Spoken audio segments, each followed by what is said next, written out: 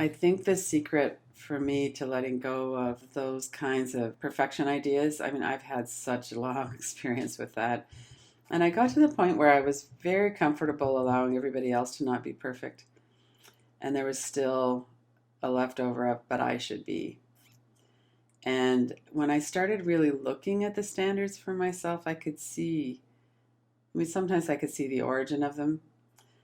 And a lot of times it was practical stuff like I shouldn't be eating that ice cream because it's not good for my body and things like that, which is true. They're all, those things are true. And there are reasons why we do everything. And there are reasons why our nervous system is the way it is.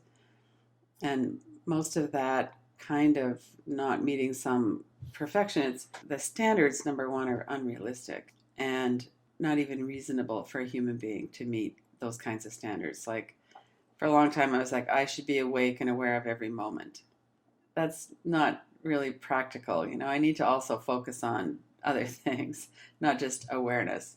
And so I got to see how unrealistic a lot of those things were. But when I would work with it, it's okay to work with an intention of doing something a certain way or trying to, be in alignment with ourselves and or whatever it is.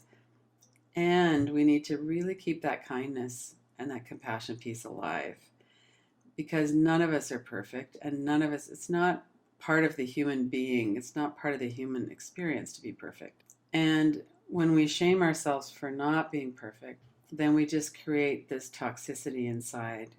So there's that urgency around, I need to. It's good to look at the standards we're keeping, and some standards we do need to keep, and some not so much.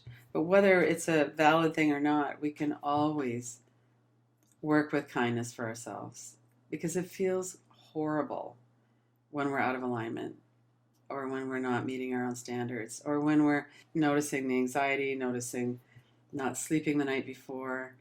And sometimes I've actually had other people say this to me, not in my life anymore. Well, you're this meditation teacher. You should be able to be calm all the time. But we do that to ourselves too. And somehow to drop that judging of ourselves. It's when we're judging ourselves, everything's so closed in. When we can work with the obstacles, the contractions, the things that are getting in the way, then what's left is awareness. And what's left is just relaxed goodness, breathing, moving through life. We don't actually have to do that. It's like breathing. In order to deepen our breathing, we relax the muscles. And then the breath automatically becomes more full. And so a lot of these other things too around what we're contracted around is kind of a similar process. Because underneath all of that contraction, it's just open space and awareness. We can't do that. It's good to touch back into the awareness. Yeah, this process of getting to know ourselves really releases things.